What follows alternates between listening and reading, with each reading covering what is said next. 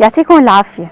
مثل ما وعدناكم الجمعة الماضية حنطل عليكم كل نهار أربعة تنحكي عن موضوع معين، وبما أنه بلشت تتشوب الدنيا خلونا نبلش بالبطيخ الأحمر اللي هو أحد أشهر أنواع الفاكهة الصيفية اللي بتساعدنا على مواجهة حرارة الجو وبتخلينا نعوض السوائل اللي بنخسرها، بما أنه 92% من مكوناته هي المي.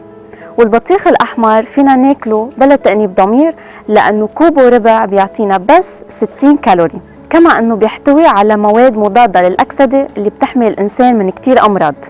للبطيخ فوائد كتيرة، خلونا نذكر أهمها: حماية الكلاوي، مدر للبول، الوقاية من أمراض السرطان لاحتوائه على مادة اللايكوبين، تخفيض ضغط الدم وحماية القلب من الأمراض. يعتبر البطيخ مصدر مهم للمغنيسيوم، للبوتاسيوم، للفيتامين A والفيتامين B. البطيخ بيتحكم بالخلايا الدهنية اللي بتنتج الدهون وبالتالي بيساعدنا على إنقاص الوزن. وأخيراً البطيخ بيحتوي على الأحماض الأمينية اللي بتعزز جهاز المناعة.